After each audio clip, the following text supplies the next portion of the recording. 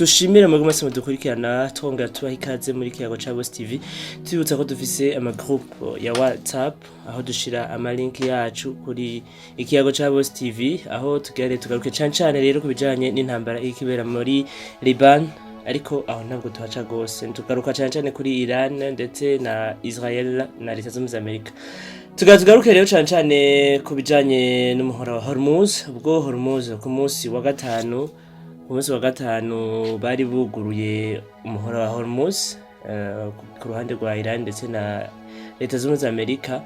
Hormuz yari yuguruwe kandi byari ibintu bidasanzwe muri Iran ubwo baturitsa ama feux d'artifice miriro bavuga ati turishimye insasa ziraswa hejuru ati Hormuz iruguruwe kandi murazi ko Hormuz ubwo ari ni umuhora ukomeye cyane ibihugu bicishamwo igitoro. Turabona ko ikibazo c'igitoro cakomeje kibandase ariko ubwo ataye bwagire n'amasaha 28 niho umuhora wa Hormuz waciye wugarwa. Umaze kugarwa hacaba imishamirano hagati ya Iran ndetse na Leta Zunze Amerika. Ku munsi uno munsi nyene Iran yongeye gutangaza imenyesha ko umuhora wa Hormuz wongeye kugururwa ku ruhande rwa Iran, ariko Leta Zunze Amerika bo ntibavyemera, bavuga ati umuhora wa Hormuz ntabwo wigeze wugururwa. Ivyo ni ibintu vyerekana ko hari amakimbirane akomeye cyane rero ubu bidasanzwe.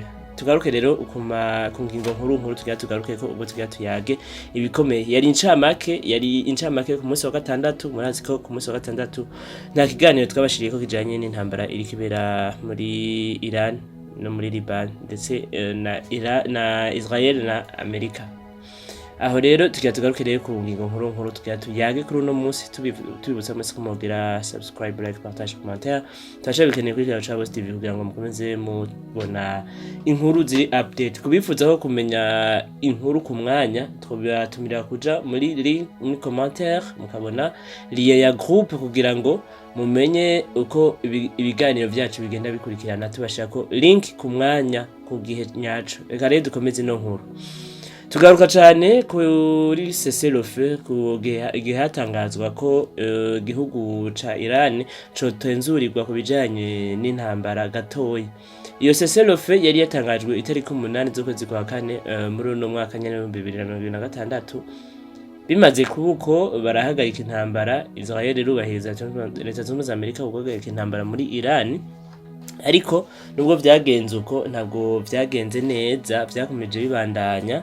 Aho twovuga ko hari imishamirano hagati ya Iran na Leta Zunze Amerika ubwo umuhora wa Hormuz waguma wugawe. Ku munsi wa gatatu niho ako gahengwe kazosubira kakavaho intambara igakomeza muri Iran. Ariko hagati aho tugaruke cane ubwo kuyaga ku ibindi biganiro bizoba ku munsi w'ejo masaha y'umugoroba niho G20 azoshika muri Pakistan muri Islamabad hagira yagwe ibindi biganiro bijanye n'ino ntambara iri kibera. Ubwo tuzi ko muri Iran azoserukirwa n'utwara inama nshingamateka muri Iran nawe so wundi ni Mohammed Baga Garibaf, nawe niwe aserukira inama nshingamateka muri Iran. Leta Zunze Amerika bazorekura G20 muri Pakistan. Nyuma yaho G20 tukibona yurutse indege yavuze ati ino ntambara umupira usigaye kuri Iran. Kubisanzwe Leta Zunze Amerika bobo bamaze kwikura ko ibijanye no kongera kugura umuhora wa Hormuz, bavuga ati intambara isigaye kuri Iran. Trump nawe yanditse avuga ati Iran niyo yonyene isigaye idasinye ku masezerano tuzorasa hagati mu gihugu ca Iran ndetse twongere turase n'ibiraro vya Iran, tuzobituritsa byose nta na kimwe kizosigara. Murabona ko ku munsi wa gatatu agahengo kazakavuye muri Iran bazongera kurasa nkuko vyahora. Ubwo Iran ntigiye kubona makuba aho ku munsi w'ejo batazavura bumvikana kubijanye n'ino ntambara, bahagarika intambara ibintu bigende neza, bumviriza amasezerano ya Leta Zunze Amerika. Ariko tubibutse yuko Iran yoyo ikomeje vuga ati twebwe nta kibazo na kimwe twifitiye, baturitsa bareka nta kibazo dufise. Muribuka neza ko Iran ikomeza kuvuga ati kugira ibintu byose bigende neza turasaba ko Leta Zunze Amerika nibaza dusubiza amafaranga y'ibintu baturikije, abantu bapfuye bakarihindisha y'akababaro, ibintu barashe bakarihindisha y'akababaro. Na Leta Zunze Amerika ikavuga ati turananye turavyanse. Umuhora wa Hormuz nawe urugawe.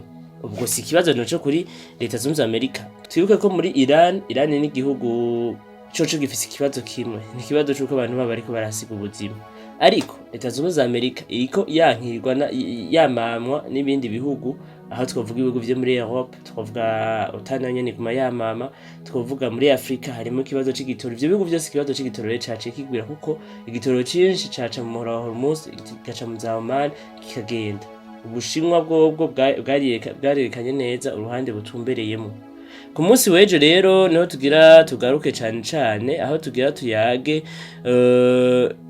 n'ibizoyagwejo. Ejo abategetsi babiri nibo bazoba bahashitse, twavuga G20, twavuga Garibaf Muhammad, twavuga ko ivyo biyago bizobera muri Islamabad bizari biyago bikomeye cyane. Abantu bakomeza bavuga ati mbega ivyo biyago bizovamo iki, ariko benshi babonye ko ibiyago vya mbere vyase no bizava iba deal échoué, bizava bibaswata bigaruke ari ubusa gusa. Kandi n'ivyanka ivyo biganiro tumenye ko ku munsi wa gatatu Iran izoje zitangura kuraswa nkuko Trump yabivuze. Yavuze kandi neza Trump ati ibiganiro bigenda neza, ariko bafise kakagaza ko kuva ku myaka 47 iheze. Ivyo ni Trump yabivuze ubwo yariko agiraga conference de presse, kandi yanavyanditse ku mbuga ngurukana bumenyi ziwe. Aho rero dukomeze no nkutu babwira ko ku munsi w'ejo ibintu bizari bidasanzwe muri Baghdad muri 32. Tungongeye tubibutse ko ku munsi w'ejo zari ibintu bidasanzwe muri Islamabad, aho muri Pakistan hazoba hakiriwe G20, kandi tumenye ko G20 ari umushikira 32 ari cegera ca mbere c'umukuru w'igihugu ca Leta Zunze Amerika Trump, aho ibintu bizaba bikomeye cyane muri Islamabad. Abantu kandi bakomeza biteze inkuru nshasha.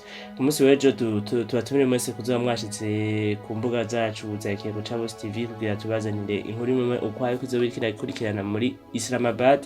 Nyimba amasezerano azogenda neza, nyimba azogenda nabi, inkuru zizatwaye bashikirije ku mwanya wa nyawo. Tubasaba rero mwebwe mwese mudukurikirana kugira subscribe, like, partage, commentaire, turacabikeneye.